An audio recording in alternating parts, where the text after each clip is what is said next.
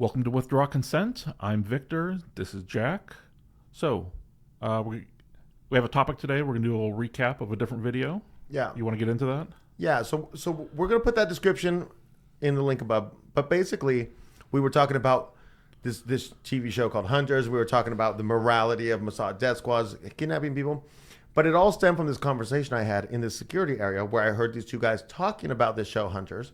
And they were talking about evil, bad people who love the chosen people, who love child trafficking and charging you interest and just all the terrible things, going around the world and hunting down people who love families, hate sex trafficking, hate child pornography, right? Right. Want good values. And these guys were glorifying, and they were some white guys, we'll say. Sure. And they were glorifying in the Jewish death squads or the Mossad death squads going around and faking these. And I was... So my first approach to this, which I accidentally mentioned in the other video, overlapping this video. The approach to what? My first approach to, okay, good, to how can I drop these people just one little truth bomb Okay. and just plant a seed? I can't convince you. From where they're at sharing this show. Yeah, Right. They're completely controlled by Allied propaganda at this point. And so my idea was to say, hey, what were the first two laws Hitler enacted? Like, what were they? Just Google that. Just see what you think. And just give them that only. Right. You know? And the answer is it was to end sex trafficking and it was to end the charging of interest. Okay. You know? He obviously is a terrible leader, right? Right. But then we got to talking about this and we were trying to come up with different methods like, How do you plant the seed? How do you get people moving? yeah, how do you get people moving? Because it's easy once somebody's already on a certain path to just provide them with information. Right. Because sometimes like I'm on a path and I just need resources. Right. Where do I look? Like, what's the topic, you know? That's why at the end of videos we beg, like, you have links. What do you guys know? Because Right. all of you know way more than we know, and we can. Right. And even when I'm emailing with people, I say, like, what's the one thing that we're missing besides chemtrails or flat earth? You know what I'm saying? Yeah. But what's the one thing? And I got this great emails. It was about Bill Cooper, and I went and then they killed him, and I look and they kill him right before 9/11, and maybe it'll turn into a video, maybe we won't. But I learned all this stuff. Sure. Because I'm looking for that one thing. So if somebody's already on the path, it's not too hard to get them farther down the path through education and resources. But the question I'm going to put to you is, what are methods we can use to get people on the path? Right.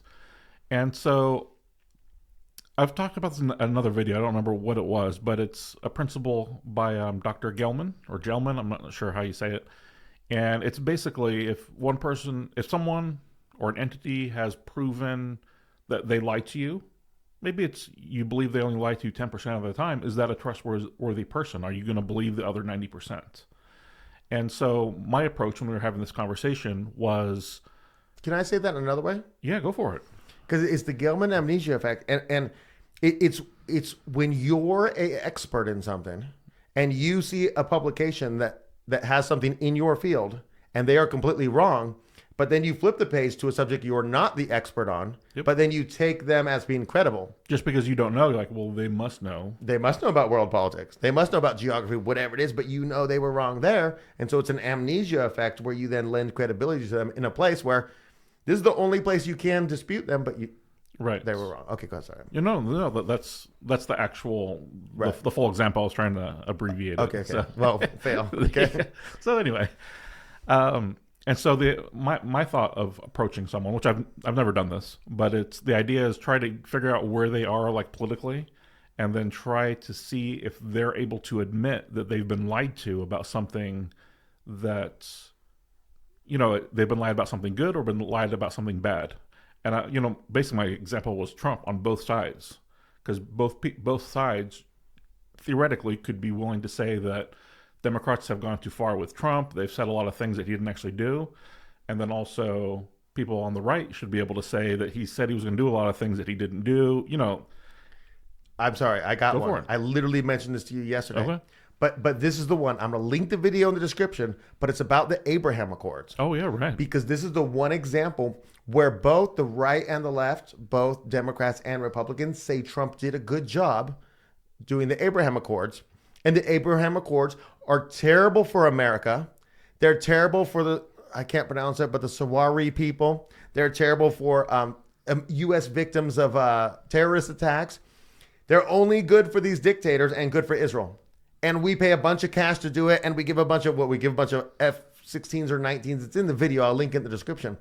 But it's this one case where pro-Trump people say, yeah, but the Abraham Accords, peace in the Middle East. Now, not countries in the Middle East mostly, just some African surrounding countries. areas. Yeah. And it's just like, oh yeah, we acknowledge Israel. Well, you weren't at war with them, were you? You know what I mean? And so it's just selling out America. And Trump did a lot of good things. I'm not talking crap about him. This one thing he did was complete trash. Watch the video if you don't believe me. But also people on the left say, look at all my sources. Abraham Accords is good. All my left-wing sources. No, your sources are lying to you. Right. This is where you should be pinning Trump to the wall. Right. But you're so pro-Israel. You're giving the orange man bad love for something terrible he did just because it was pro-Israel. But this is one rare scenario with Trump where you could get both sides to realize that all of your sources you watch, you've never seen anybody on YouTube or Rumble say that Abraham Accords are bad. I'm going to guess. And if you have found somebody, put them in the description because I want to go follow them. Right. Yeah. Pretty much. Seriously. No, definitely. So, if someone knows about the Abraham Accords, that would be an easy one to break down like Jack just did. Oh, you're right. But it takes knowledge. It's nuanced, right? Yeah. So, I was thinking of more broader stuff that everybody has heard about, different things, impeachments or whatever.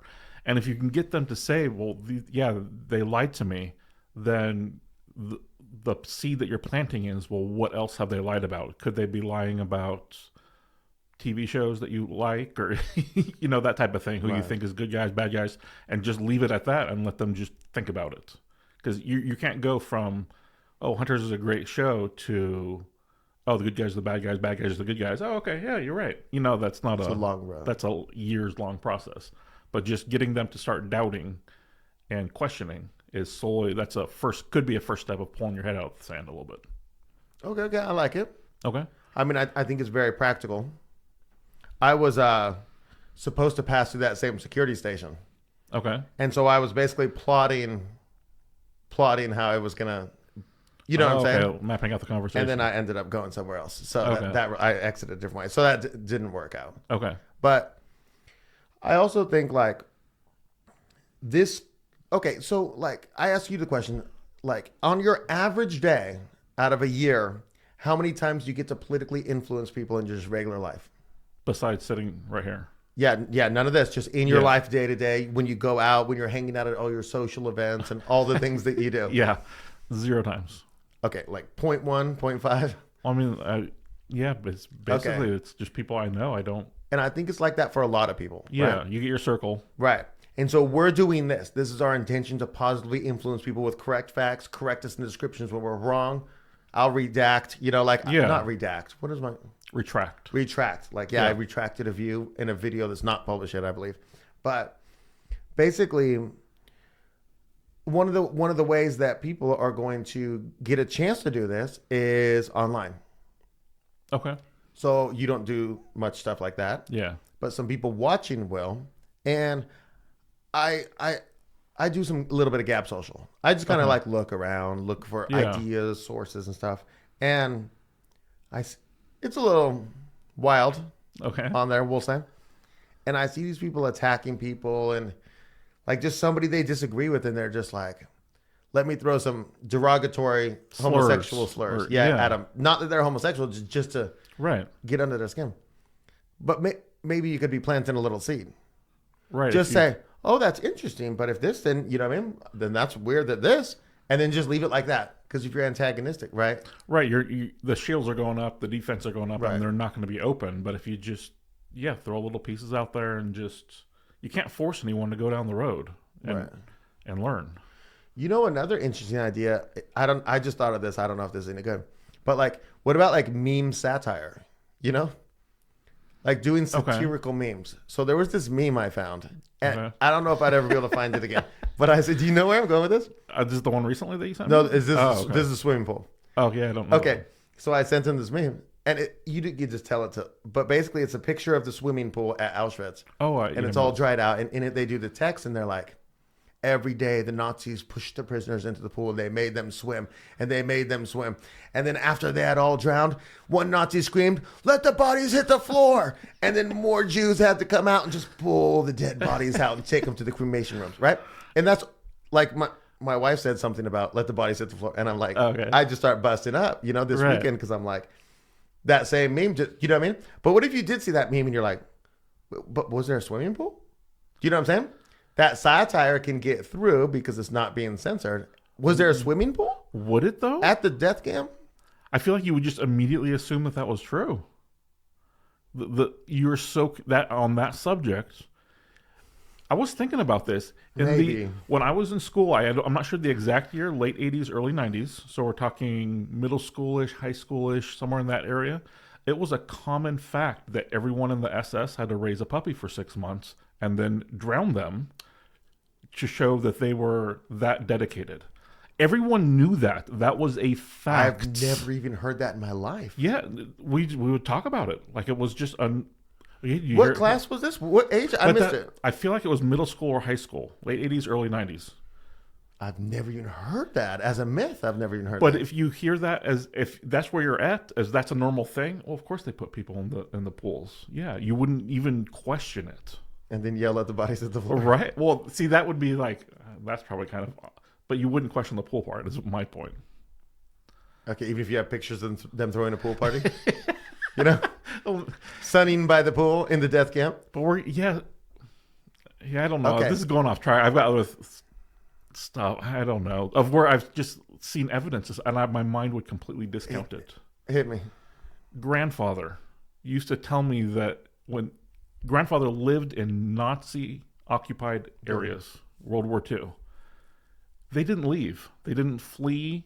And he told me over and over again that how nice the Nazis were. They left when the Russians came. Right. He had stories of a civilian convoy getting strafed by Russians as they were fleeing out of the country. Civilians, that'd be a war crime. What? Nuremberg trials. How many Soviets did they hang? 0-ish? Oh, my bad. They probably couldn't find the guy. All the times he It told was probably a German fighter who had put on Russian stuff, flew the Russian way, and then came and got him to vilify the communists. I'll bet you that German pilot got hung. Yeah. I'll bet you he did. The number of times that he told me that story, and I never questioned anything about what I had been taught. And it was right there in my face. Like, this is a man who was there. Okay. And Okay. I think that story is very relevant because that's the same thing I'm talking about, where it's like you just put the seed in their mind. Like what I was saying about the first two laws. They don't got to figure it out now. They don't got to figure out 5 years from now. But they got to figure it out before they start raising their kids, or else they're going to raise kids who are, under the influence of Allied propaganda. Right. Okay. So what do you think? Yeah, I think we have our own ideas, but this is definitely one that I would love if other people have thought about this. Because, hopefully we've got new people that are hearing the content, but we definitely have some people who have, this is not new stuff. Right. You've found some kindred spirits and, we're talking the same language. What have you guys specifically thought about this? Like, have you thought about how do you reach a family member? I almost feel like it's almost like a Christianity thing. You're almost, what is the word, proselytizing? Proselytizing, yeah. That's almost kind of the subject that we're talking about, is how do you reach people? Yeah. With truth. And I would love to hear if anyone has thought about this, especially if you've done it and your success. I would be very interested in that type of information because it could help everyone. Yeah, this reminds me of that one comment I told you about. I pinned it on, I think it was the part one of the Holocaust series on Rumble. Okay. And I pinned it, and it was this guy talking about how he had talked to both of his American grandfathers, and they were both in the war fighting for America, but they hadn't met each other because they were just married to these women who later would have two kids, a boy and a girl, who would later, and then they would meet each other way after the war, and he talked to both of them, and he got the same story about, I talked to 20 Nazi officers about just how they were just so polite, like say the Confederates. They were on that level of greatness. And then about how there was just no death at the camps. There was typhus and stuff, you know what I mean? But they had both told him the story, and in his story, he's telling that comment. He's like, I don't know what they were talking about, but they both loved me. I was their favorite, I loved them, and I loved hearing their stories. But I had no idea what they're talking about. So they're telling him the end story. Right. But he's like you, like, okay, but then they also raised the puppies and killed them, right? You know what I mean? And so you don't believe it. And then years later, he realizes, oh, that's what they were talking about, you know? Yeah. And those seeds were enormous seeds that they were planting compared to the little truth bombs I'm talking about, you know? Right. Yeah. And Totally. even then, it took them a long time to come out. It's a valuable story if you're interested in reading it. Yeah. I pinned it. Okay. Cool. So please let us know if you have these stories or just ideas. Love to hear your angles on how to potentially plant the seeds. Can I talk? If you've got strategies for how you did do this or are going to do this with your children, Oh, that's a great one. how do you, like, you can tell them, but then they get these authoritative sources in either it's public schools or in college, or like, do you got strategies, or do you have strategies that you did use? I'd be interested in hearing personally. That's a great one. Yeah. Yeah, raising the kids. So hopefully you enjoyed the episode and got lots of content like this. Check it out, and hopefully we'll see you next time.